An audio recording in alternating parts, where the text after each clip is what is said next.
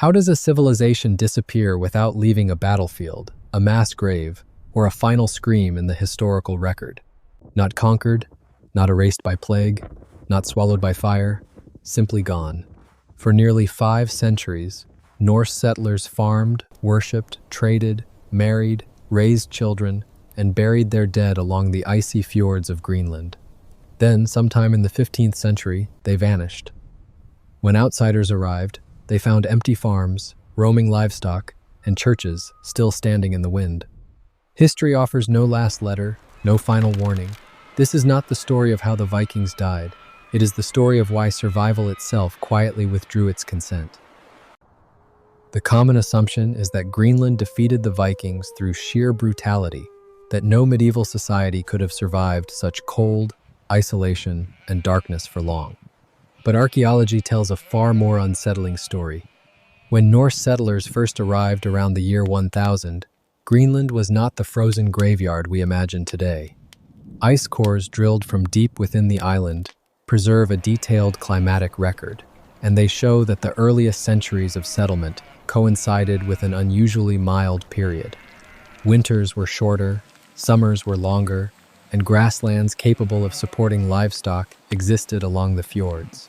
Contemporary accounts even describe Greenland's summers as gentler than those of Iceland or Norway. The Vikings did not stumble blindly into an impossible land. They arrived at precisely the moment when the environment made their familiar European farming system appear stable, reasonable, even prosperous. This creates the first paradox. The Greenland Vikings did not fail because the land was always hostile. They failed because, for a time, it was forgiving enough to let a fragile way of life take root where it could not endure. Another belief holds that the Greenland Vikings were explorers first and farmers second, hardened seafarers ready to adapt whenever conditions demanded it. The archaeological record suggests the opposite. Excavations reveal a society firmly anchored to European agrarian identity. Their houses were carefully constructed from turf and stone, following Scandinavian models refined over centuries, not improvised Arctic shelters. Their economy centered on cattle, sheep, and goats, animals that require predictable seasons and reliable fodder, and that suffer quickly when winter lengthens or summer shortens.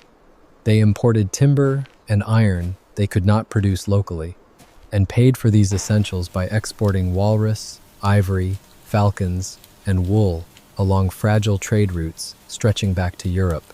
This was not a marginal frontier scraping by on ingenuity.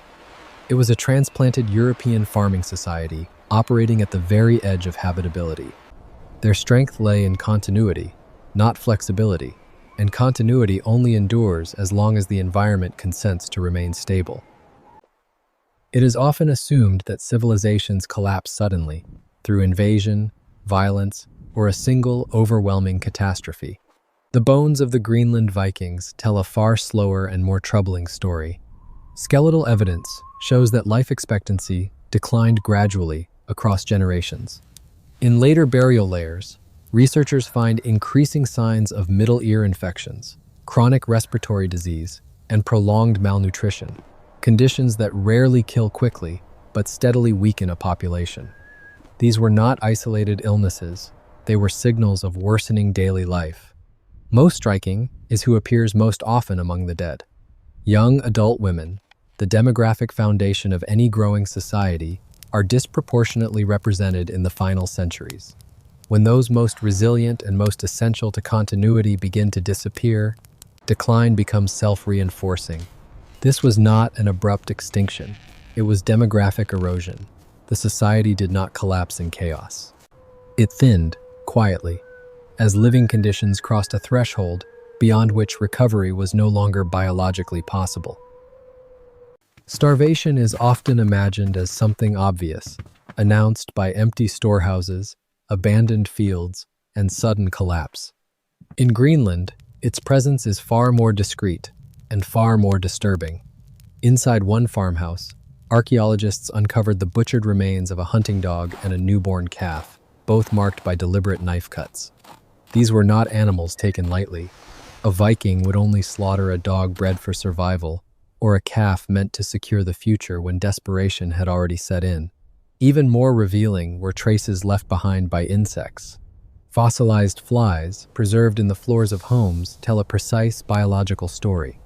Earlier layers contain warmth-loving species that thrive in rooms heated by animals and human life. In later layers, those species vanish, replaced by flies that feed on decaying flesh in cold environments. The implication is chilling.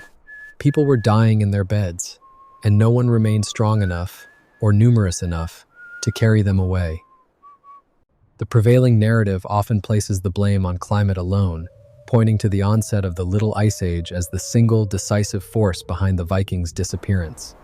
Ice cores drilled from Greenland's interior do confirm a sharp temperature decline in the 14th century, shortening summers, delaying spring growth, and reducing the hay needed to carry livestock through long winters.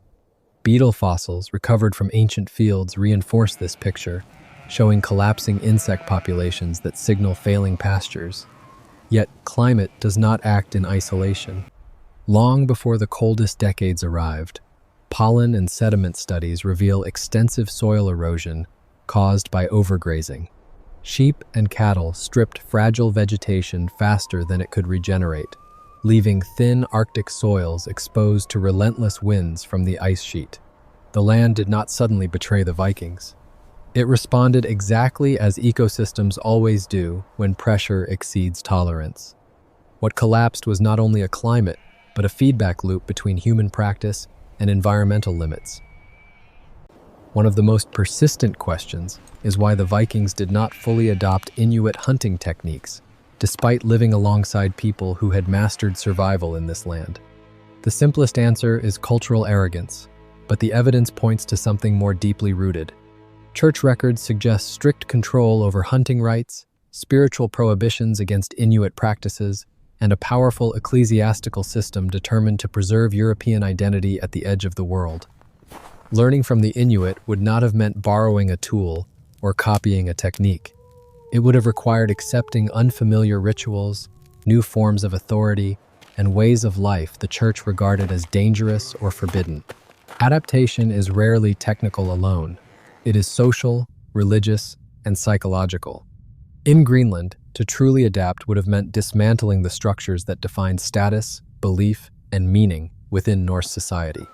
What threatened the Vikings was not ignorance of Inuit survival skills, but the cost of becoming someone else in order to survive. Dietary remains show that the Vikings did turn to hunting and fishing, but only after crisis had already taken hold. In later archaeological layers, seal bones begin to appear, suggesting a reluctant shift toward marine resources. Yet fish remains remain scarce, especially when compared with Icelandic sites from the same period, where fishing had become central to survival. Inuit middens tell a very different story. They contain abundant marine species, marrow-rich bones, and clear evidence of efficient use of the sea as a primary food system. The Vikings did not completely ignore the ocean, but they never reorganized their economy around it. Hunting and fishing were treated as supplements, not foundations. They were additions to a failing system, not replacements for it. By the time necessity demanded a full transformation, the skills, social acceptance, and institutional support required to make that shift were already gone. Perhaps the greatest mystery is not why the Greenland Vikings declined, but how their story ended. Archaeology offers no image of sudden destruction. No mass graves have been found inside their homes, and no evidence suggests a violent final moment. Instead, churchyards reveal orderly burials, indicating that social and religious structures endured until very near the end. This points away from annihilation and toward a quieter conclusion. As population numbers fell and farms failed, the remaining settlers may have made a final decision to leave. They could have boarded ships bound for Iceland, Norway, or lands further west, carrying with them the last hope of continuity. But Greenland's seas are among the most unforgiving on Earth. To sail was to gamble with survival itself. Some may have reached safety. Others likely lie unnamed on the ocean floor. History records only that they departed, not where they arrived. The disappearance of the Greenland Vikings is often described as a failure, but that word flattens a far more human story. They did not lack intelligence, courage, or endurance. They understood their world with care and precision, but they understood it as it had been, not as it was quietly becoming. Survival does not reward strength indefinitely, it rewards alignment. When environments shift, societies must shift with them, or accept that their way of life has reached a natural boundary. History rarely ends with spectacle. More often, it closes with quiet decisions made too late, by people who believed tomorrow would resemble yesterday closely enough to endure. The Greenland Vikings did not vanish in a single moment. They faded, as the world they had prepared for slowly withdrew. If this story resonates, not as a tale of Vikings, but as an echo of migration, settlement, labor, or endurance within your own family's past, those memories matter. History survives, not because it is written down, but because it is remembered and carried forward across generations.